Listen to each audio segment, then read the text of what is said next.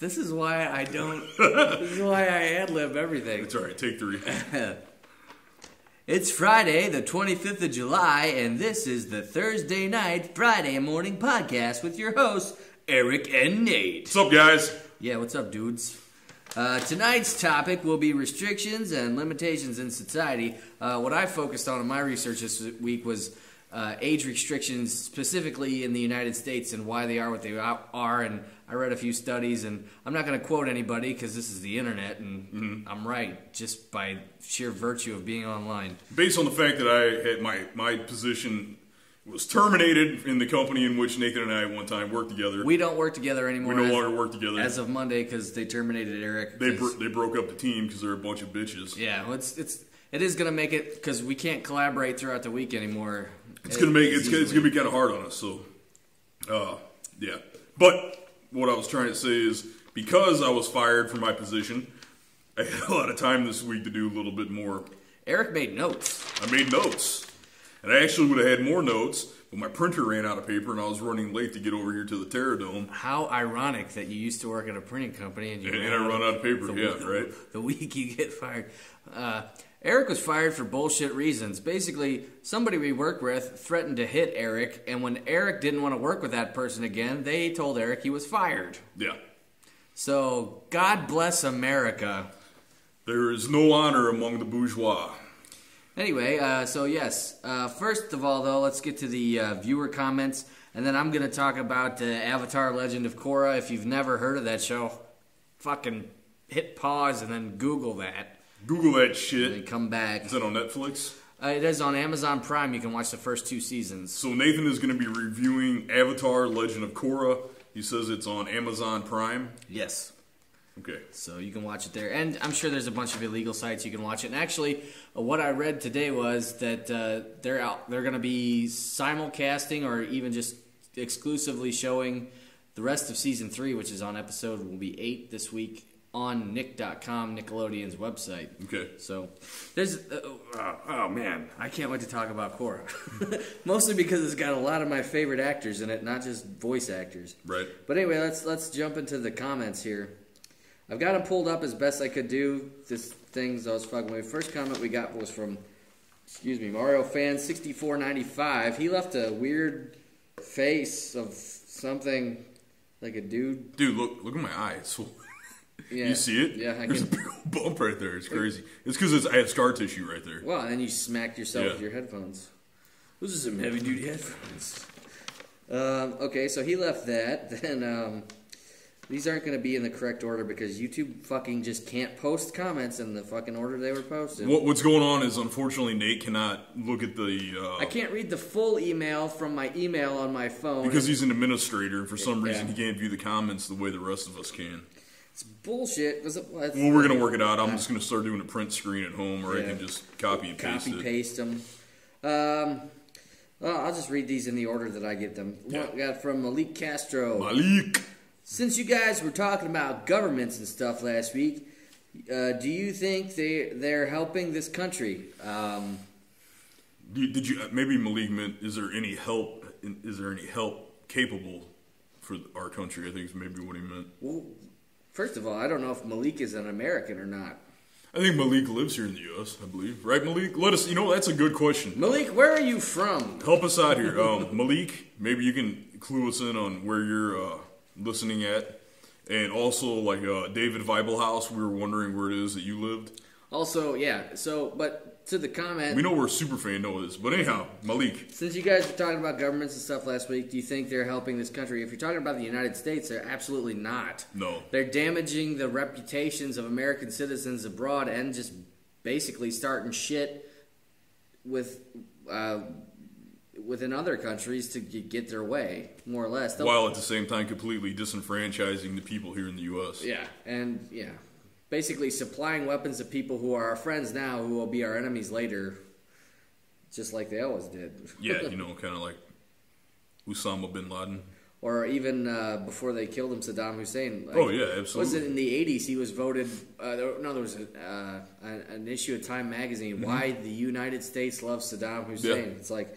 Yeah, and then 8 years later, we just go in there. What was it? He was part of the Ba'ath Party, right? I don't know. The U.S. at the time was a big Supporter of the bath party.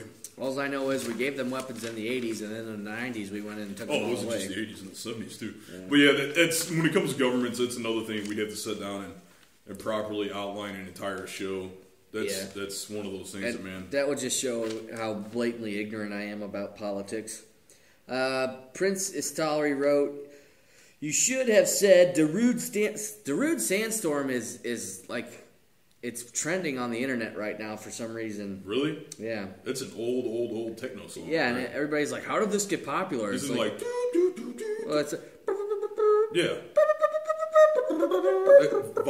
Vanderlei Silva has used that as his walkout music since when he fought in Pride. Yeah. So anytime someone says Darude Sandstorm, I always automatically think of Vanderlei Silva. I think a couple other guys from Shoot a Box. Yeah. The original Shoot a Box gym, I think they used. Well, it was like the song. It was like in its time. You remember that song, "Bodies Hit the Floor"? Oh, I fucking hate that song. There was a time, like in the late '90s, early 2000s, where if somebody was going to make a video montage of anything, you knew that song was made. Bodies Hit the Floor. I was like, I was so sick of it. I was sick of that song by the first time I heard it. The first minute and a half in. Well, fortunately for you, the guy that sings that song literally got hit by a bus and died. No, he had an aneurysm. Oh, I thought he got hit by a bus. No, he died on a bus. Maybe that's what you're thinking of. Okay. In fact, I think it was here in St. Louis. Yeah. He had an aneurysm. He's on Ozfest. I thought he got hit by the bus. Anyway, he just had an aneurysm. He's dead now. Died in his sleep in a bus. In a bus. My story's better. Never let the truth get in the way of a good story. Exactly. That's Nate's fucking... Exactly. That's Nate's motto. All jokes aside, great rant, guys. I look forward to these every week. Hell yes. Okay. Noah wrote, "Eric and Nate. The show was pretty good. I wish it was a little more on topic or organized. It was all over the place." Well, last week when we did the show, that was the night that Eric walked out because the threatening person got hairy at work again. That night was really fucked up because it was that night that at lunchtime, our nighttime supervisor attempted to force me to go work with this old cooch she's just fucking gnarly nasty, and she threatened to hit me one night, and I filed a grievance against her because it was either that or crack her fucking cranium open and eat a bowl of chicken noodle soup out of it. I chose the latter, and I think it was a setup, to be quite honest with you. Probably. We won't get into that, though.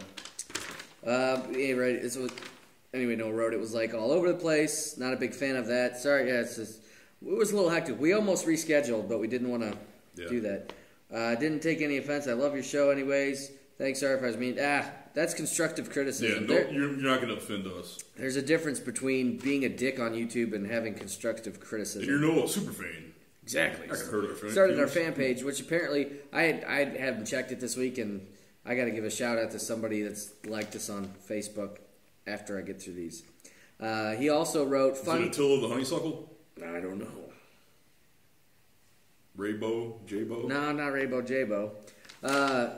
Noah also wrote, "Fun fact questions number 2, hard ones this week. The guy at your work you dislike the most." I'm not answering that. I can easily answer that because it's the person who... I'm not going to say that because I still work with them. Yeah. They could hear this. Yeah, what are you, crazy? There's pretty good potential that they listen to. In fact, we have a pretty good feeling that there's a couple people there that listen to the podcast. Yeah. And the way things are going at this point, I wouldn't want Nate to incriminate himself and lose his position there. I can tell you who the person is that I hate the most, and everyone would think it's the person who I filed a grievance against, but it's not. It's the owner. What are you going to do? 'Cause he's a bitch. His name's Papa Smurf. I'm not saying shit. Yeah, don't say shit. I'm employed gainfully by them, and therefore I like them. Yeah. No, that's Eric's opinion and Eric's opinion only. The views of Eric are not necessarily the views of Nate, which is what makes this show good. Eric's views are not Nate's views. Let's just put it that way. Yeah. Let's see. If you want, you can edit that out later. No, that's staying in. I think it was okay. Ever been arrested or involved with the police in some way? Oh, good Lord. I have been, I was fingerprinted once I've been fingerprinted in other countries. I was fingerprinted. Not for a crime. No, not for a crime I committed. Yeah. I was the suspect. What were you suspected of doing in Japan? Damaging my neighbor's mailbox. No shit. Yep, because I'm I'm the black guy, basically. You're the gaijin. Yeah, in Japan, if you're anything but Japanese, you're the black guy for American standards. The black guy probably did it, as racist as that is. But odds are, though, in Japan, because of the Yakuza and all that stuff, it usually is the foreigner that did it. Yeah. So, anyway, I got fingerprinted once to go to Japan for my federal background check, and then I got fingerprinted over there because somebody damaged my neighbor's mailbox. So they fingerprinted me there. And then as far as run-ins with the law, aside from traffic stuff, I mean, when I was moving back here from California, I got stopped in Arizona 4 times and was given a warning 4 times. But the 4th time I was stopped, I was searched and I was moving. So I had everything I owned in my car. It was a Jeep Cherokee. And so this fucking cop pulls me over, and I thought he was going to let me go like the other 3 and I'd finally be out of Arizona and just be over with. But nope. He makes me get out of the car. He stands me on the side of the highway, like outside of Flagstaff. It's like 104 degrees out. And he proceeds to unload everything out of my car and set it on the highway. And then he puts me in the back of his patrol car for my own safety while he proceeds to break some of my stuff, which he's not responsible to pay for. I'm just glad he didn't decide he wanted to cut up my seats or something. Not that there was anything in there, but just because I didn't want my seats to be shredded. So he finally lets me go, and he basically just drove away and left me standing on the side of the highway with all my shit. I had to repack the whole car. And aside from that, he broke a lot of my stuff. Should have got his name and badge number, filed a complaint. No, once you consent to search, they could rip your car down to the bolts if they want to. Well, yeah, they can, but that doesn't mean you can't file a complaint. That wouldn't do any good. I just wanted to get the fuck out of Arizona. But yeah, that was my run-in with the police. What about you, sir? I've had far too many. I'm not proud of any of them. So, just my advice to you is to, unless you're in dire need of help, just avoid the police in general. Yeah, do everything in your power to avoid the police, and if at all possible, sort things out on your own. That's how I was raised, my family. Well, the thing is, too, police, well, they don't care, okay, about you as a person if you're going to them for help. If they think they can get you in trouble for something, they will. Most police, yeah. I mean, that's not all of them. There's still a few rare good police officers out there. But in my experience, if you go to a policeman for help, and in the process of helping you, they find out something that's not major but still a minor, infraction, yeah, you're in trouble for it. Like for example, let's say your car got in a hit and run. Somebody backed in your car and drove away and broke your taillight. I've known police that would come to file the report for the hit and run, and then when you leave, pull you over for a broken taillight. That should be thrown directly out of court. Where did this happen? Waterloo. Who did it happen to? I'm not going to name any names. Okay. Because that had to have gotten thrown out of court if they went to court for it. Because there's an ordinance in terms of the fact that the cop already has a knowledge of the issue, so that therefore they cannot ticket you after said fact. Or we know of somebody who was drinking and driving illegally, which is bullshit to do, had wrecked their vehicle and went home and came back the next day still intoxicated and then was given a DUI. Yeah. So. But, I mean, you shouldn't be drinking and driving, but still.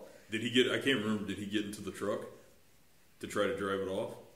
No, he came back the next day. I know. But I'm saying when he came back the next day, did he attempt to get in the truck and leave with it? I don't think he ever got out. He pulled up to the scene and they breathalyzed him there. Yeah. And that was it. So, as helpful as the police are, they're just as likely to fuck you over. Especially if you live in a small town area like we do. Barney Fife motherfuckers that got nothing better to do. Or fucking LAPD who will just shoot first and ask questions later. Yeah, meanwhile, the police officers that I've had interactions with internationally, aside from Germany, were awesome. German cops are fucking dicks. Every time I've ever had to fly through Germany, I've had to fucking go behind this little cubicle wall and strip. Well, every fucking time. The Germans. Yeah, fuck the Germans. Okay. Let's see, what else has he got here? Worst injury you ever had? I've had a couple of horseback riding injuries. You ever want to kick you when you were a kid? You almost died or some shit? Well, no, I didn't get kicked. My brother shoved me out of the way. He got kicked. When I was 5, I was put on top of a horse to pose for a picture, and the hose, that's my southern drawl coming back, the hose took off and stopped short on the fence and flung me over the fence and snapped my back in half over the fence.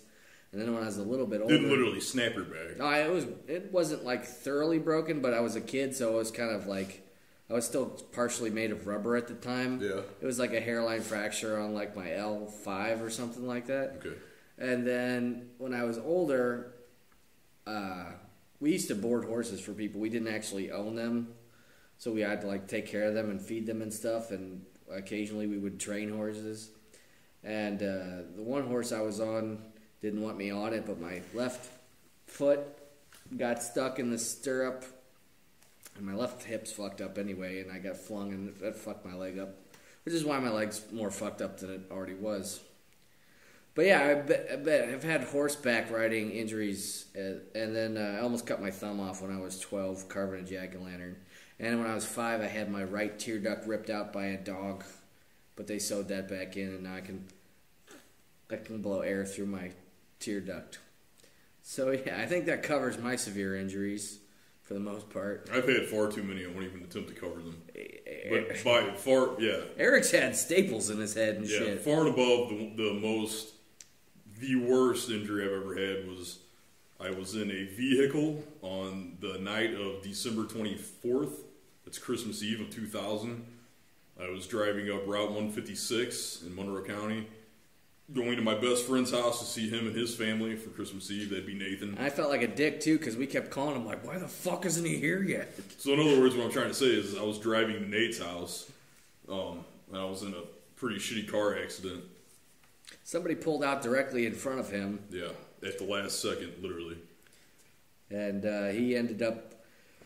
Yeah, you lost a lot of blood, and they had to sew your eyelid back on. And severed the main artery in my head. I flatlined on the way to the hospital. Had my eyelid ripped off. They had to sew my eyelid back. My upper eyelid was ripped off. It was dangling by a little section of skin along my nose. And huge cut on my right side. They had to take little chunks of my fucking skull out, like from the post that holds the rearview mirror, the inside rearview mirror. The post dug into my head, carved my head open. And how many staples did you get? 27 staples on top of my head. Ouch. So yeah, that's Eric's worst. I mean, flatlined for 62 seconds. So Eric is a zombie. He's back from the dead. I'm the Slavic juggernaut. Juggernaut. Why is it funny? Because it's supposed to be juggernaut, right? I don't know. Jugger? It's juggernaut. I've heard it pronounced both ways. It's juggernaut, Eric. Juggernaut? Juggernaut. I've heard it both ways. Well, juggernaut's wrong. Juggernaut. Look it up. It's juggernaut. I'm the juggernaut, bitch! How can it be G and not J? Because why is Jerry with a J and a G? Because it's followed by a vowel. That doesn't mean dick. Yes, it does. Jerry is spelled with a G, and it's Eric, followed by. I taught English abroad. It's juggernaut. It doesn't matter. Just like GIF is GIF, not GIF. But you're saying it's because there's an E following the G, right? Yeah. So then why is the name Jerry also spelled Gerry and pronounced Jerry, and it's a G? Because it's an E after the G. But listen, right? Jerry. Right. Juggernaut. Juggernaut, because it's a double G. So you didn't say that a minute ago. You said it was. Well, I was talking about no. I was talking about Jerry, not Juggernaut. No, you were talking about Jerry is J because it's a GE with no double consonant. If it's double consonant, then it's a hard sound. It's bullshit. There's no fucking rules in the English language. English English is fucking stupid. It's true. Why is snow and plow is plow? Because fuck you, Eric. Yeah, exactly. Fuck you, Nate, in your green shirt. You're wearing a green shirt too, asshole. Mine has other colors within it. Well, so does mine. The buttons are the same colors as your other colors. I have white and I have beige within my green shirt. All right, whatever. Yours has sleeves. It's fucking gay. I just didn't cut my sleeves off and have my wife sew this stuff back in. You know? Fucking right. It's because you don't have a wife. Yeah, that's right. I don't have a wife. All right, back to comments. See, your questions are tearing us apart, Noah. He said, have fun answering these. I think we just did. Fedmarker wrote, I don't mind you calling me that. I called him Finn last week. I asked if that was all right. Interesting show this week. I'd actually like to hear more this kind of stuff, culture, history related, I mean. Maybe conspiracy theories. Agree with Noah, a bit more organized would be better. Listened and enjoyed. Sent to Twitter and Reddit as usual. My way to say thanks. Thank you. It was interesting to hear you talk about World War II, especially the Finland part, of course. Here, your story goes a bit different way. Well, this is... okay. I didn't even see that part. Finland had to get help against Russia, and Germany was the first to offer that help. My personal opinion, Finland wasn't Nazi sympathizer. Germany just happened to be the most natural ally against Russia, and it was more like a utility alliance than an alliance. It's the enemy of my enemy is my friend type of deal. Finland needed weapons. Germany was close and actually agreed to help, unlike USA, England. USA didn't want to help anybody. We didn't want to do shit. They were the last ones to enter into the U.S. They didn't give a fuck about anybody until Pearl Harbor got bombed. Yep. We were like, fuck, that's your fucking problem. Yeah. Actually, over here, they don't like to talk about it, but if we wouldn't have been drug into the war, we were just waiting for Hitler to fucking finish taking everything over, and we'd be like, hey, Hitler, new neighbors, huh? Don't make us come over there. Anyway, because a lot of the immigrants to the United States are German. Kind of like, you know, everybody in this county. Yeah, unfortunately. So, yeah, Germany was close and agreed to help, unlike USA, England, and France. Actions of President Risto Radi and Lapland War are my main points. Anyway, thanks for a good podcast, and sorry for an enormous comment. That's all right. It's just amazing that anybody can articulate English that well as a second language to me. Because as we already explained, English is stupid. It's fucking horrible. It's easy to learn. But it's fucking horrible when it comes to It's easy to learn the basics. A lot of it doesn't make sense. Thriller Gorilla wrote, you guys rock. Thank you, sir. I listen to you guys every week. Keep up the good work. Eric, could you lead a podcast episode on Slavic folklore mythology? Goodness gracious. You, my friend, are pulling at my heartstrings. I think yeah. Let's do that next week. Holy shit, yeah. I mean, could I? Can I? Absolutely. I'd probably ramble on so much I'd bore everybody. Well, we'll do that next week. Almost every culture has their own set stories about badass heroes and or gnarly, gruesome demons and monsters. I feel like Slavic cultures would have some of the most awesome legends of yore. Thanks for making my Fridays that much better. Rock on, guys. Thank you, Thriller Gorilla. I like that name, too. The Thriller Gorilla. Many of my friends call me Vanilla Gorilla. And you were the Thriller Gorilla. Thriller Gorilla. Granola? Thriller Gorilla. Thriller Granola? Granola. Gorilla. Thriller Gorilla. Honey and Oats? Quaker Oats? What you eating over there? Not Amish Oats, Quaker Oats. Nothing, bitch. Let's make sure I got all the comments. Quakers, stop quaking.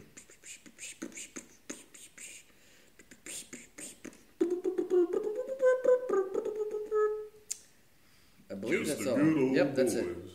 I think we got them all. I'm going to go to Facebook now and go to the message that Superfan sent me about mentioning some dude. He says, hey, on the next show, for the appreciation for the Facebook support by Trey Klausner. He has sent us multiple messages about how he loves this show, so why don't you mention his name while reading the comments? Because they're YouTube comments. We appreciate the Facebook following, but I don't manage the Facebook site, so I don't get notified like I do on YouTube. So if you really want to guarantee that I see or Eric sees your comment below the video. If you have a YouTube account. Yeah, if you don't have one. If you don't, just go to Google and set one up. Yeah, and, it's real easy, man. Especially if you enjoy our show. It'll probably help you how you can keep track of all of our... Yeah, you can subscribe. You can subscribe and get the backlog of all the episodes. Join in with all the other fans out there. All right, so that covers viewer comments for this week. If you have any questions, comments, complaints, or concerns, or if you have a topic that you want us to talk about, like Thriller Gorilla mentioned Slavic folklore, which will now be the topic next week.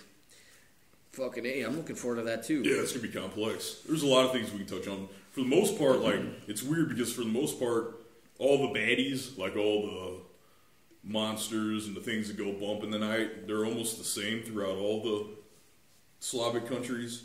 But then the things that are different are typically the heroes, because they're specific to the set Slav. You got 3 sets of Slavs. You have East Slavs, West Slavs, and South Slavs. West Side. Yeah. So. But yes, we'll get into that next week. Right now, though, I'm going to briefly talk about Avatar Legend of Korra, because holy shit, all right? If you guys, there was where to begin? First of all, it's the sequel to a series called Avatar The Last Airbender, which was a pretty awesome series. Actually, a friend of mine at Nickelodeon that worked on that show. And, yeah, that was a good show. So this takes place after the fact. It's a little more in the future. But, and... So this is post? This is post, like the Avatar, I don't, let me see if I can... The original Avatar. It's every time an Avatar dies, it's he or she is reborn in a new body with the memories of the past lives. And so, in the original Avatar series, there's these...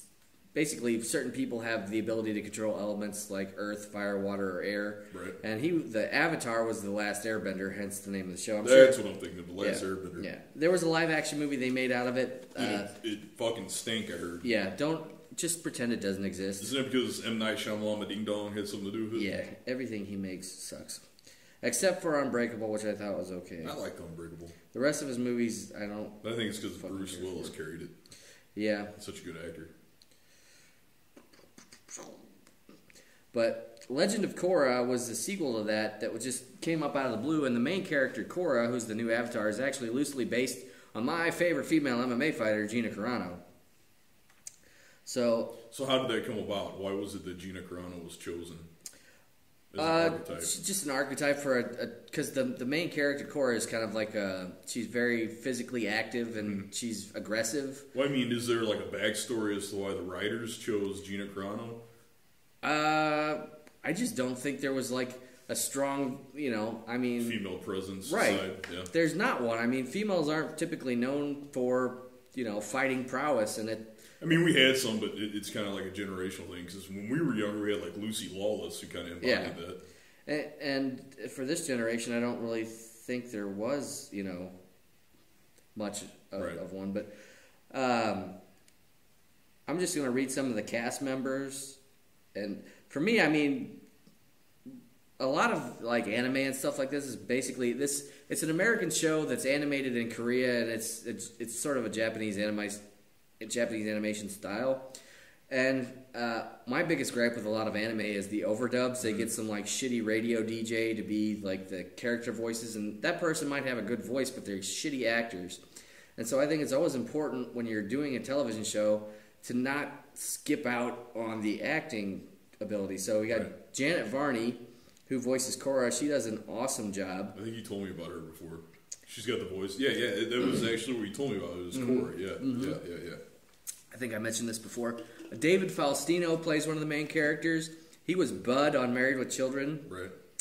J.K. Simmons plays the son of the Avatar that came before Korra, who is an adult now. That's J.K. Simmons was J. Jonah Jameson in the Spider-Man movies with Tobey Maguire.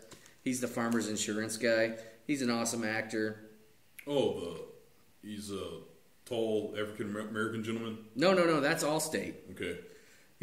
Farmers. Farmers. We are farmers. Bum, bum, bum, bum, bum, bum, bum. Yeah, that guy. So, okay, he also played police chief, I believe, on NYPD. Or not? No, what was it? Special Victims Unit. That's what it was. Yep. And Richard Ryle, you might know him from a little movie called Office Space. He was the guy that created the Jump to Conclusions mat. So I've only seen that movie maybe once or twice. I'm one of the few people that I don't get what the big deal is about it. Yeah, it was one of my Garfield movies. Yeah. Maria Bamford, who's a well-known female stand-up comic. Steve Bloom, who is I don't know, he's a well-revered voice actor, but to me, he just talks like this all the time. Like, this is the only character Steve Bloom does. Like, if Steve Bloom is in a video game or a movie or an animation, he sounds like this. This is all he says. Hi, I'm Steve Bloom. I talk like this. Wasn't he on... Welcome to War Maidens. Wasn't he on a sitcom on one of the major channels there for a while? I don't know. I think I know what you're talking about. Looking to protect yourself or deal some damage. He does voice. The only performance I believe he fit perfectly was Mass Effect 2 and 3. He plays the voice of Grunt. Some other actors for you are James Remar, Warriors. You know, he's a legendary actor. James Remar also does a lot of voice work. Lance Henriksen. I know Lance Henriksen's one of my favorites. You know James Remar. You have to. Which one was he? Said he was in the Warriors? I'll shove this bat up your ass and turn you into a popsicle. Oh, okay, yeah. He played, was he Swan? He was Swan, right? I think so. Yeah. And then, let's see, Daniel Day Kim, who's one of my favorite actors, he plays Johnny Gat in the Saints Row series. He's also on Hawaii Five-0. Henry Rollins, who's voicing Zahir, is one the of my all-time heroes. Villain this season. I mean, D.B. Sweeney, fucking... just look at the cast. It's fucking insane. It's like if you could recognize if you can look through a cast of voice actors for a cartoon and recognize their faces, typically that means they've done face work. Clancy Brown, you know, everybody knows Clancy Brown. If you would have told me in 1989 that Henry Rollins would be the voice of a cartoon character and the voice of Infinity Vehicles, I would have told you, shut the fuck up, get the fuck out of here, I'm going to punch you. Who else are some notable faces? Clancy Brown, Stephen Root. I just passed somebody up. Stephen Yeun, who's on The Walking Dead. Fucking Anne Heche does voices for this show. Anne Heche was Ellen DeGeneres' former partner, right? Yeah. The one that they found walking around in the desert saying she was God? I think so. I think that was Anne Heche.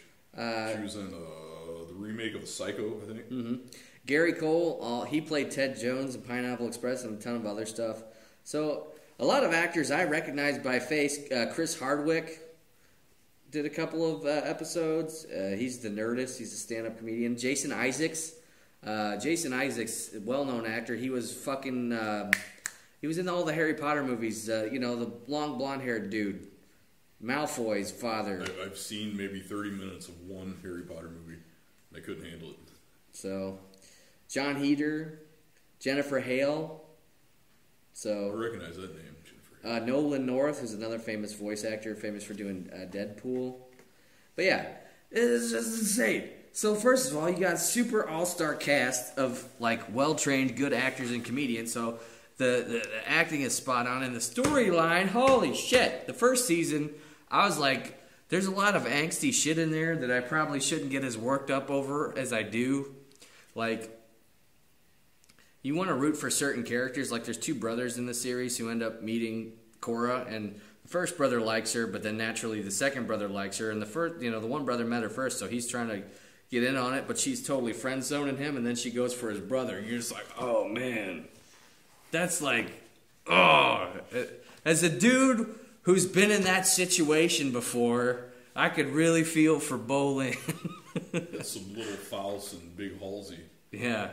Type shit there. So it's very for a kids show, quotation marks, very dramatic. Season 2 wasn't quite as good, but it focused more on I'd say Avatar spiritual type stuff, and season 3 so far is turning out to be just as good as season 1. So if you want my opinion or not of whether or not you should watch it, I think you should watch it as soon as you're done listening to this show. So what would you like if you were to say people who watch this would like Legend of Korra? Like, if you were a fan of this, what would you liken it to? Oh, man, it's really hard to say because, I mean, I'm not one of those people that will dismiss something as being for kids just because it's animated. Mm-hmm. This is something that I would gear towards. I mean, a kid can watch it and enjoy it, but I think it's the type of show where parents can watch it with their kids and everybody's going to enjoy it on a different level. Like, kids are going to like it for the action, and, like, teenagers are going to like the angst of it, and adults are gonna like the fact that this is like a well written story with admirable characters and shit. Right. So I mean, if you like, man, it's really hard to compare it to anything else. There's really nothing else like it. I don't know. I would just say if you like, excuse me, if you like well written animated action drama, or if you're looking for, if you're not haven't been quite an anime fan in the past, if you're looking for some anime to get yourself into. If you're looking for an animated series to acquaint yourself with liking animation in general, that's a good series for that. I would put it up on par. I actually prefer it to like Full Metal Alchemist, which is like a really popular anime. I used to watch it.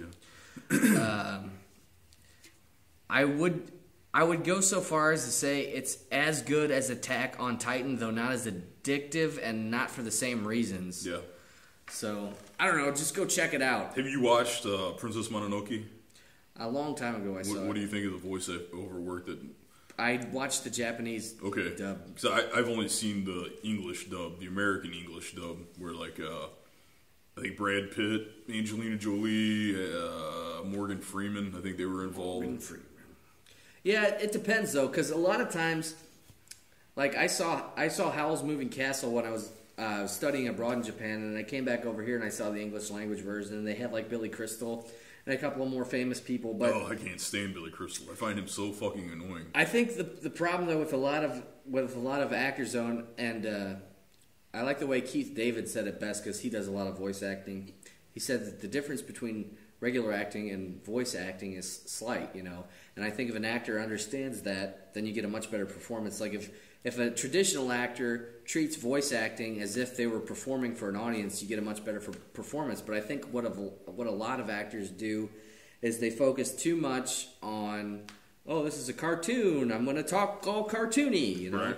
And the other problem you run into, which could be fixed, I mean, the mouths aren't going to move quite the same way, so you're trying to translate it into another language and still keep the same number of syllables, which is hard to do. Yeah. It's almost impossible. But, I mean, if you're going to invest any money into it, though, you can take the time to reanimate a couple scenes or add what you need to. There's no excuse for bad dubs anymore, and yet they're rampant. Yeah. But to be fair, there's a lot of... I mean, Japan produces tons and tons and tons of anime. Like for the 5 or 6 anime that I like to watch, there's probably 50 series that I would never even look at, and there's probably 10 or 15 new series that come out every year that never go anywhere. What do you think the first anime you ever saw was? Your first?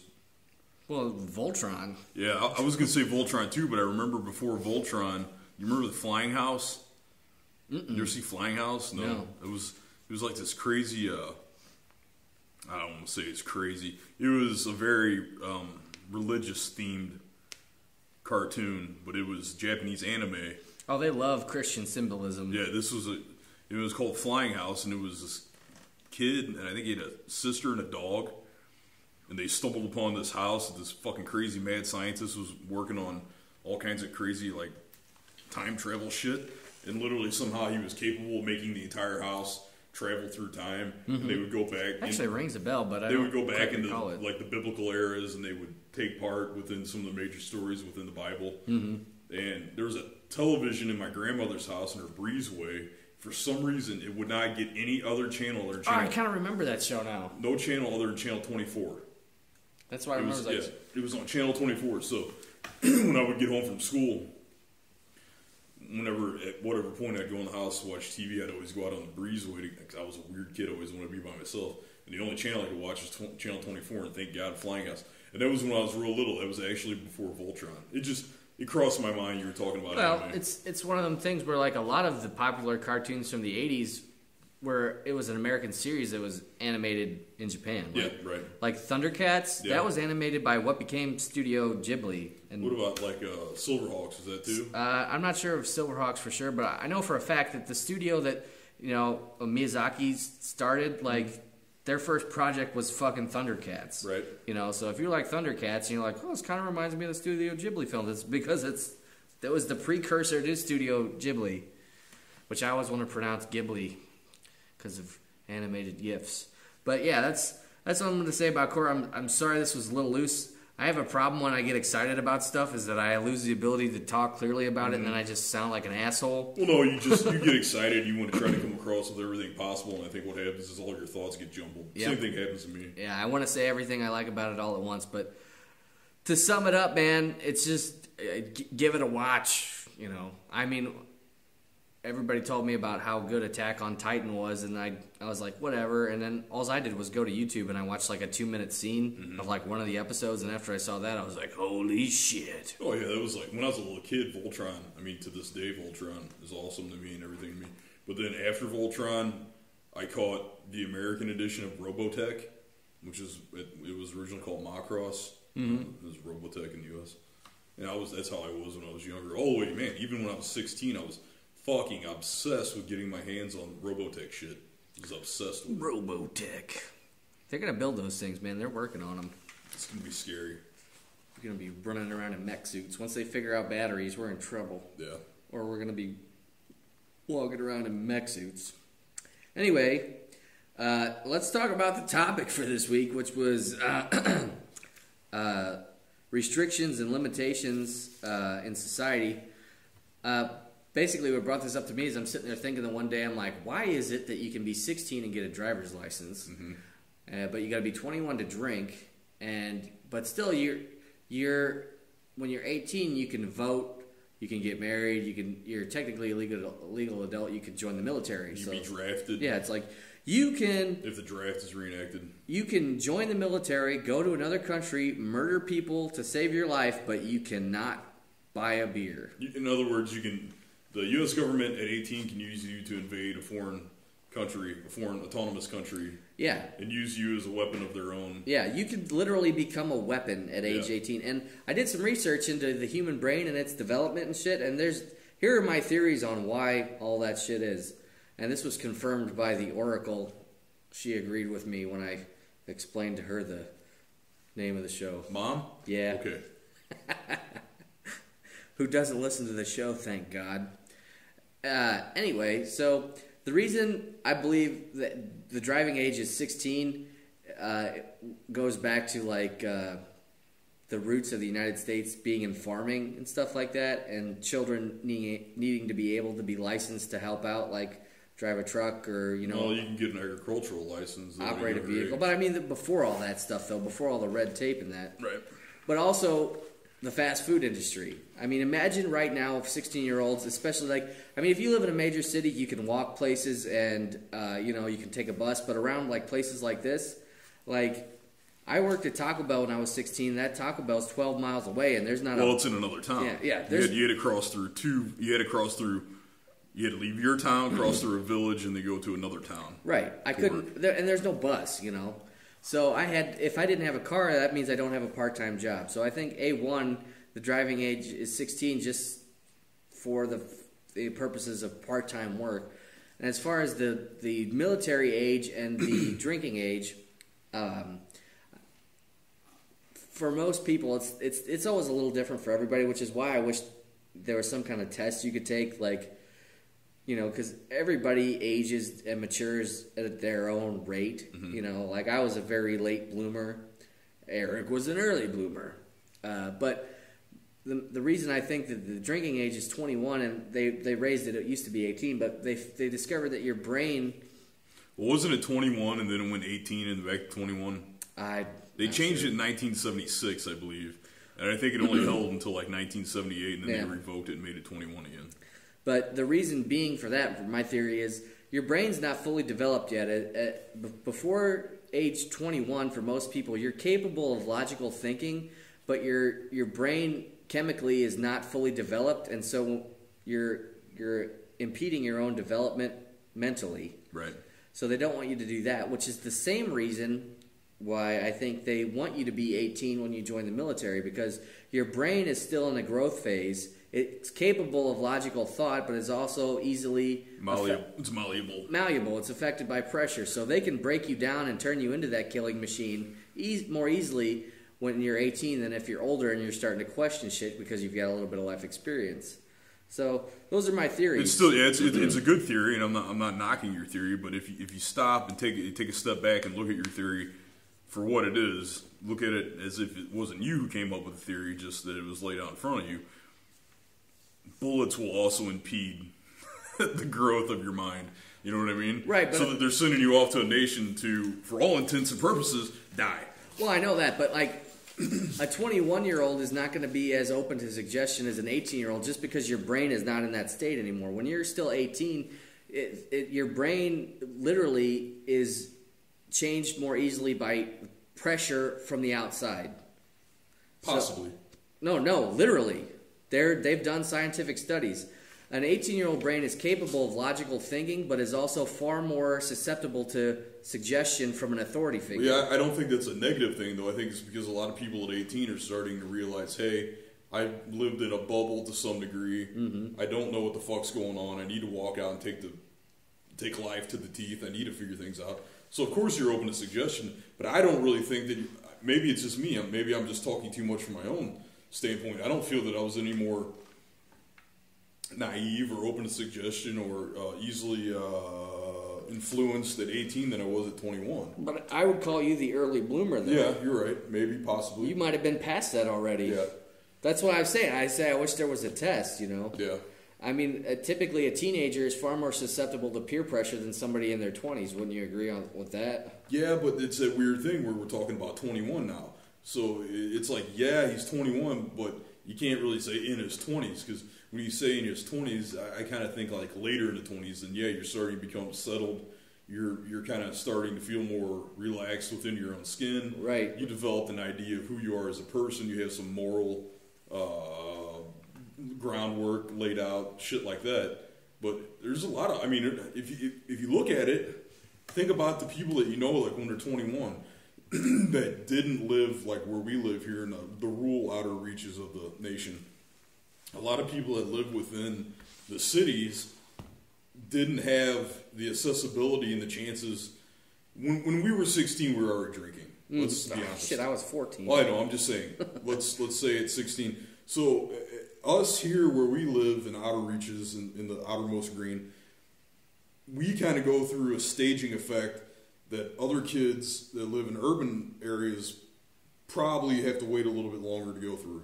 Right. So I think the people here, like in America's heartland, that grew up like where we do, and even people like Nebraska, or just places like that where you're in a rural area, I think you undergo an earlier stage of development, like you're speaking about. I think whereas people that like live in the major cities, now are they exposed to it? Yeah, they're exposed to it, but they don't have as we had the ability to get drunk every fucking weekend. Right. You know what I mean?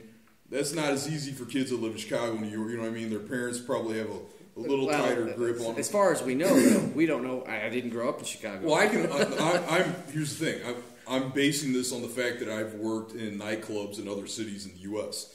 And I've seen people who are 21, and I've seen the way they act when they're in nightclubs, and they're not that far of a reach off from being 18. Is the point I'm making.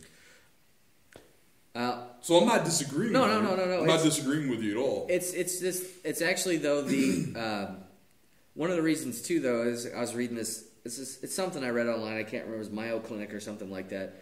But basically, when you're a teenager, the reason teenagers have such a hard time getting along with their parents and stuff is because your brain, you know, you think you've got it all figured out, but it's literally when you're a teenager, it's like being on drugs. Just, well, yeah, to a degree. Just because of the chemical reaction, like your brain is not developed enough to properly. It doesn't react properly to its stimulus. Right. So if your parents are yelling at you, it may seem like they're yelling at you, but when you get older, you may look at them like they were just trying to like reasonably explain stuff to me, but you might overreact. Well, yeah, I agree with that, but at the same time, I also see the way that I view things. And again, I'm gonna preface this: it's different for everybody. Right. Like the way I've always felt was that also a big part of it is that when you're a teenager, up until that point, throughout the years, you kind of took everything your parents said as gold. Right. You didn't question it. Mm-hmm. Whereas now you're in the teenage years, you're out of the house more. You're involving yourself with other peers who maybe you wouldn't have been around prior. Right. You're around other people's parents. You're around other people within the community. You're seeing some new ideas. So that, and then what's also is you're starting to see the hypocrisy of adults. Oh, yeah. And I think what happens is that's a big, it's like somebody taking a wrench and unscrewing one of the major bolts that held you together as a kid. Well, and again, your brain is chemically imbalanced, so that's the period where you start to become who you're going to be, because your brain gets broken down, and that's why I think the military chooses a younger age than the drinking age for admins, because you're still in that stage where, like you said, you're more malleable, you're more open to suggestion. But what the hell was I going to say? So what I was going to finish saying is that, so I think what takes place is that one of the main reasons that a lot of kids, when they're in their teenage years, they seem to be so rebellious against their parents is because all of a sudden they start to realize that their parents aren't perfect. Right. That their parents are kind of full of shit a lot of times. You see the hypocrisy of their parents saying, don't do that, if you can't do this, you can't do that, and then you find out, well, wait a minute. You fucking did this. You fucking did it, or maybe you still do. Like, you still go out on the weekends and get fucking plowed, and then you're telling me that, Right, this is parents. It turns into the, don't do as I do as I say kind of shit. Exactly. But the other thing, too, and this is sort of on the same page as that, is, I mean, when you get older, you start to realize that, like, all the shit your parents used to say to you is not necessarily true, even though it's for your own protection, more or less. Yeah. But when you get older, older still than that, us, we're in our 30s. Mm-hmm. Do you feel like you're in your 30s, like in your head? No, when I'm just going through the motions of my day, no, I don't. Well, a lot of times it has to dawn upon me that I'm... Right. Weird things happen to me now, like we're out, like, this is a good example. My little cousin works at Sonic, so I used to never go to Sonic, but now I'll go there because my little cousin works there just to see her. And I'll go there, and every now and then she won't notice me, or maybe she'll be with someone else right away. And one of the kids that works there, and these are teenagers. Now, some of them are still in school, some are already out. So they're like 18, 19, 20. And they'll come up and call me sir. Now, I respect that, that's very nice of them. But in a sense, it's like, whoa. Sir. I've never looked at myself as being, but then, I do take a look in the mirror. And, I'm aging. I have receding hairline, I'm going bald. And I do look like I'm in my 30s now. Right. And then the other thing I think of, too, is, my parents had me when they were 23 years old. Yeah, my father was 23 when they had me. So by the time my parents were my age now, I was 8. Yeah, right. Now, to me, like, to manage an 8-year-old mentally, you need to be a lot farther the fuck along than I am. Otherwise, you're just making shit up. And then I look back and realize that's pretty much, I mean, your parents have an idea of what's going on, and mostly it's maternal or paternal instinct. Yeah. And it's just... Their brain is wired. As soon as your parents have you as a kid, their brain the wiring's changed, the chemicals change, and it automatically goes into... Good parents are. Yes. Right. Good parents good anyway. Parents are. Will sacrifice their own life for you. Good parents will realize, hey, this is it. This is where the change begins. Yeah. Unfortunately, some kids don't have that. Right.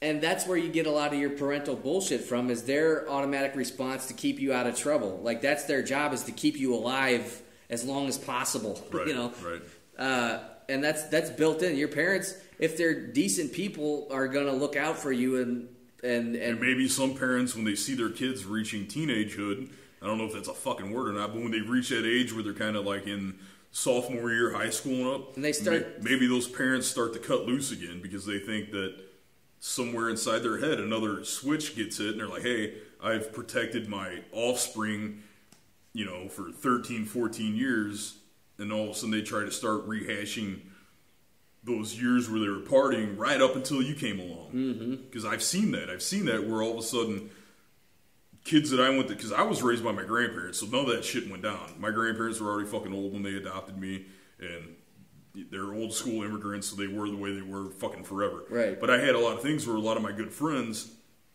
a really good friend of mine, she's a female named Erin, she was a perfect example.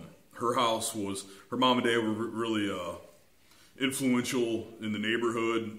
Father was on the school board. He's one of the big wigs with the railroad and everything.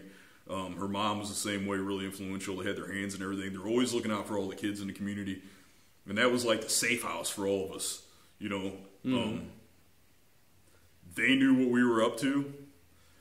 they knew that if we didn't go over to their house on weekends and sit around the pool and drink or go in the basement and drink, that we were going to do it somewhere else, and there's a good likelihood that somebody was going to get hurt, there's going to be a car accident or stupid shit.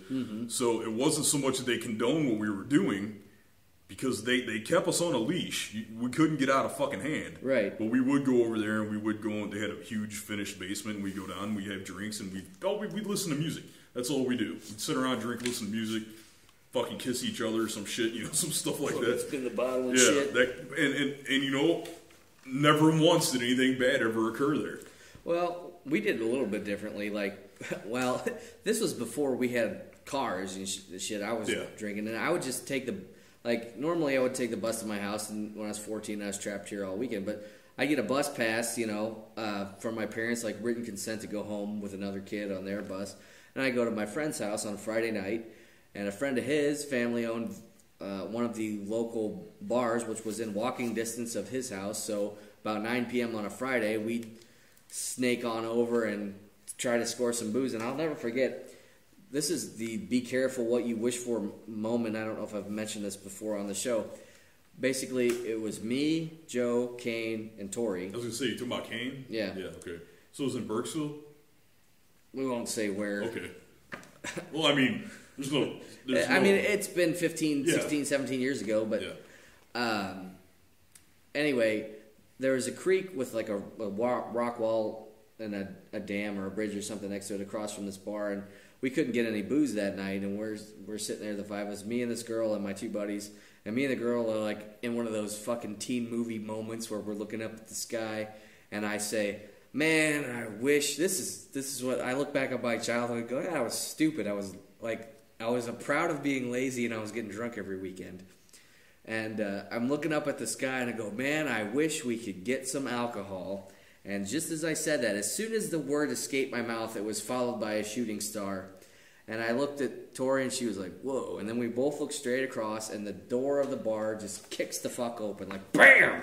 And this dude comes out, I mean, if it had been the 1800s, he would have been shooting guns in the air. I mean, This guy was lit the fuck up. He was drunk in Yosemite Sam. Yeah. And Joe goes, I bet if we give him $20, he'll go back in there and buy us booze. And we're like, pony up the cash.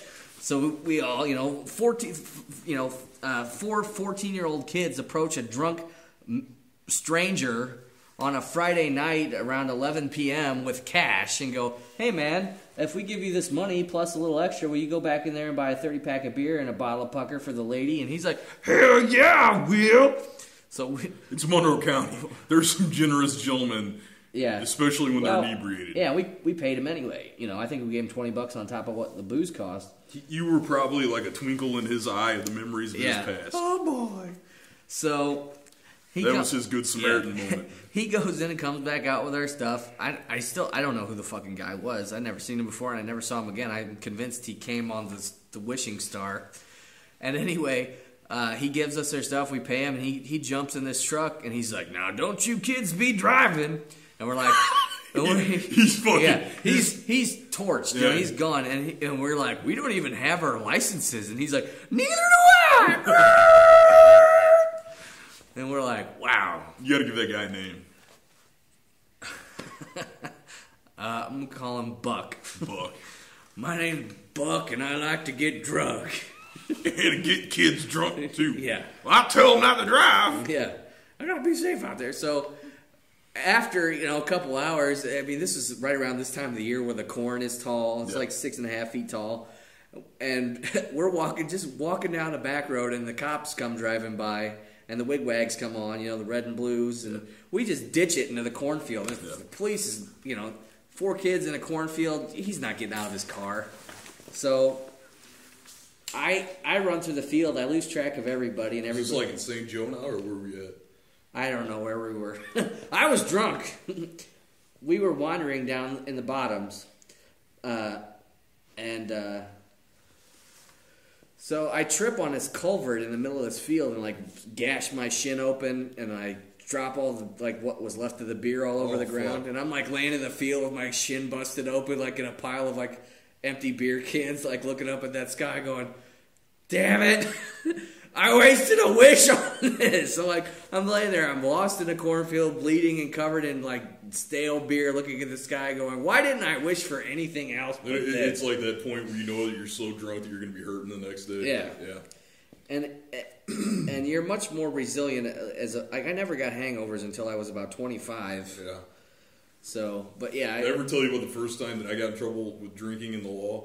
Mm-mm. I didn't tell you that story. You're familiar with Columbia, so I was about 11 years old. I was like 11 or 12, and it was summer. I think there's only a few weeks left in summertime before 8th grade started. And for some reason, I don't know, did you ever get that feeling where, like, right at the end of summer, and school's getting ready to start, all of a sudden it dawned upon you that you hadn't done anything fucking worthwhile? So all of a sudden, it was just like, you would hurry up and try to do something that would, like, somehow salvage your summer?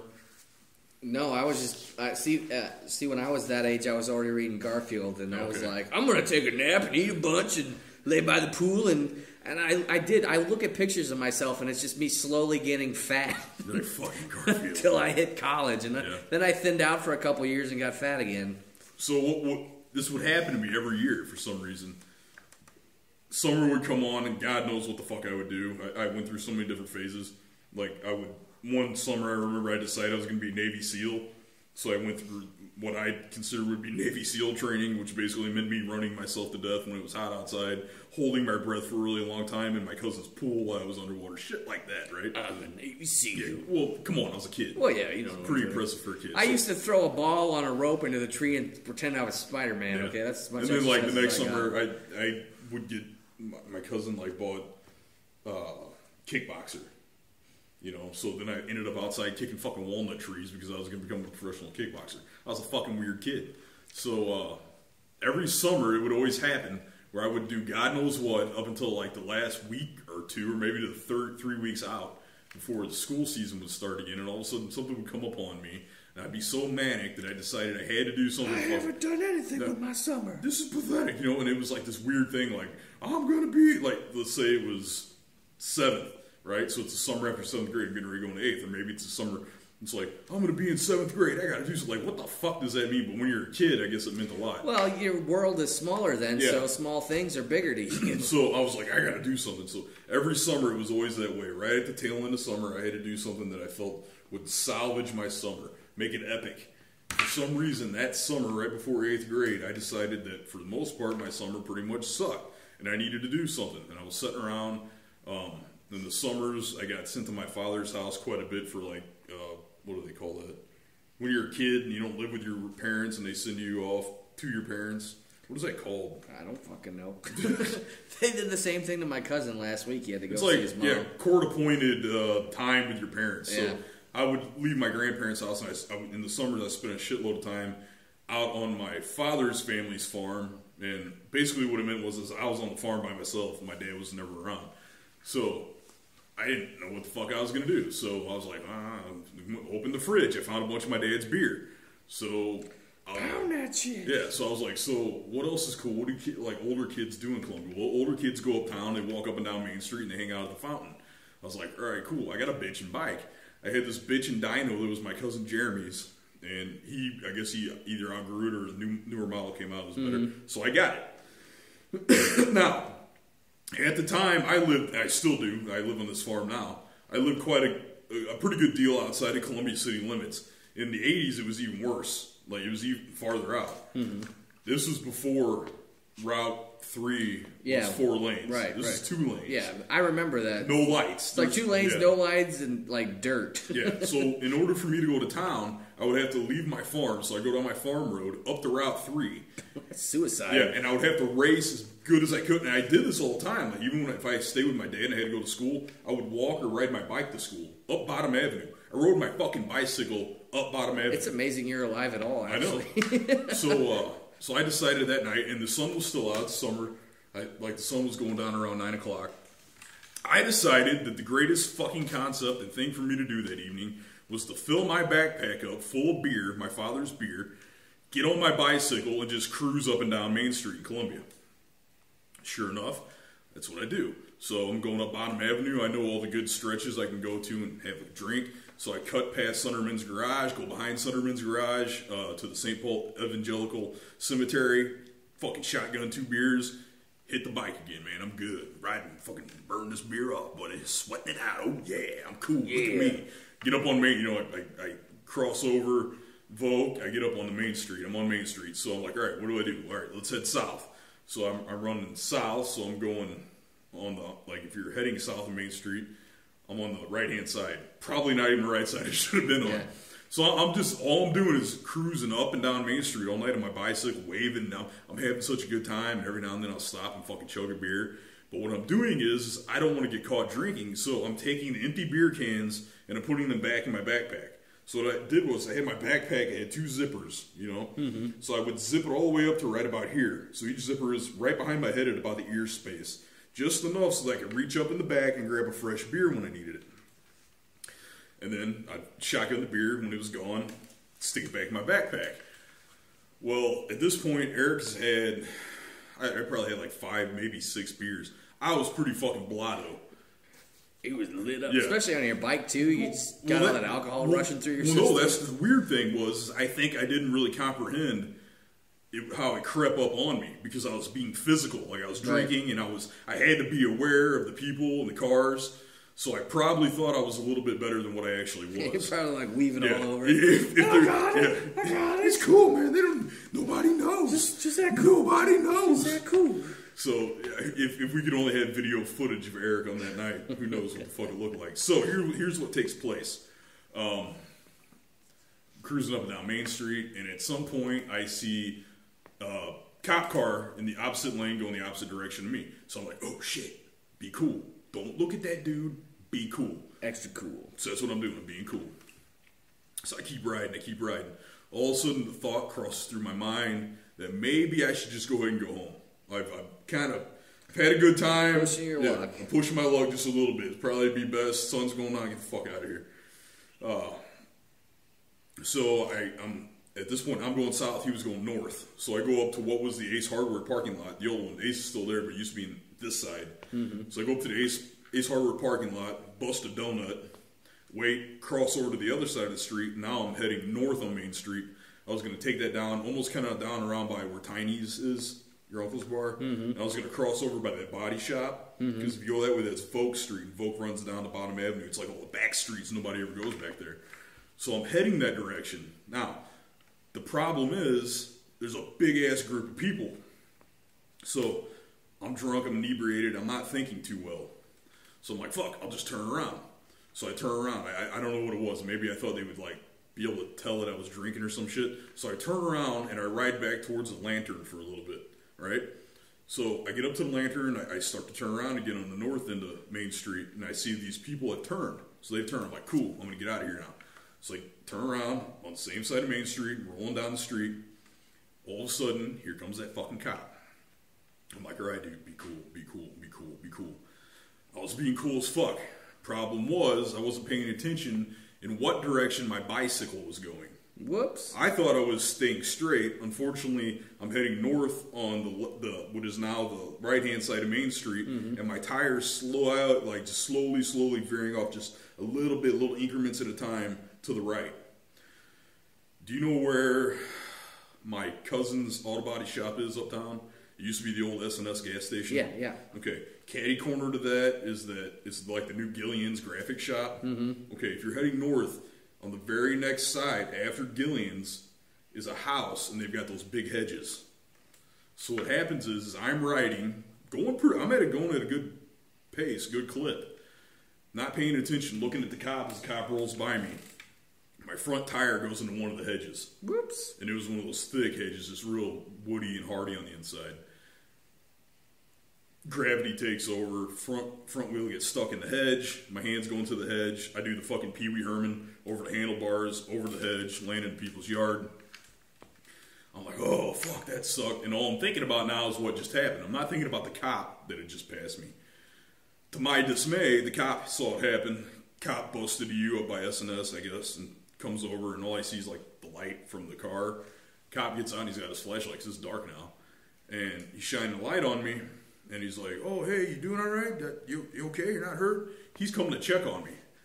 My problem is that I left my backpack open, so when I spilled over my bicycle and over the hedge, shitloads of empty cans of beer came out of the opening on the top of the backpack, and I'm laying there with grass in my fucking teeth and up my nose, and I'm okay, don't worry, it's cool. And guess who it is? It's the DARE police officer. I can say his name. It's Mike Soupcamp.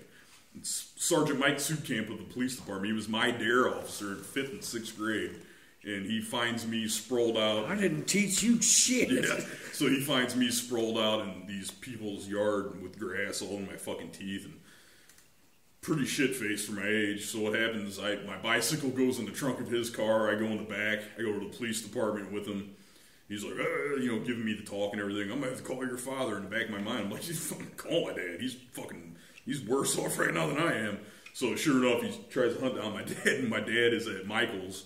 It was Michael's Tavern at the time. He was completely fucking shit-faced, so he was in no... He was in no condition. He was in no condition, so he called his mother, who's my grandmother, Babichka. She came and picked me up, and I think that was probably the hardest part, is my grandma had to come pick me up. Because she's like super-duper old school. If you fucked up big time, she wouldn't even look at you. She wouldn't even meep out a little word. So she picked me up and took me home. She did. Oh man, I let my babichka down, man. That's horrible. So yeah, that was my first run-in with law and alcohol. I think I was 12. Fucking stupid young Eric. Well, that's we're at hour 11, so ish. We want to call that a show. I mean, we were loose on our topic on age restrictions and stuff, but I think we explained partially our own situations on why they might be. I mean, we can continue to talk about it. I just think it's going to go so deep, and I don't think we're going to come to. Well, we keep pulling on our own experience for it, but yeah, that's the gist of it. Next week will be Slavic.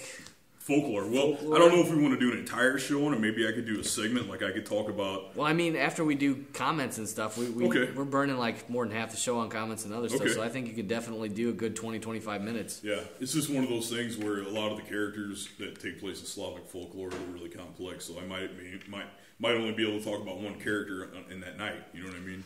Yeah, and then... Because there's variances. I mean, to cap it off, I could go see the new Hercules movie with The Rock, and we could tie that in. I'm not going to go see it. I actually don't want to go see it. I see the commercial for it, and I'm like, it's fucking already been done. Yeah. It's been done to death. The only difference in this one is The Rock's in it. Yeah. But I've already seen Rock play this character in The Scorpion King. Yeah. That's like... It's no knock against Rock. Right, no, The Rock is The Rock. It's like, I know what's going to happen. You know what I mean? I know he worked out and he ate like 7 meals a day and kicked ass to get in bigger, better shape, but like I know what's going to happen in the movie. I read the story.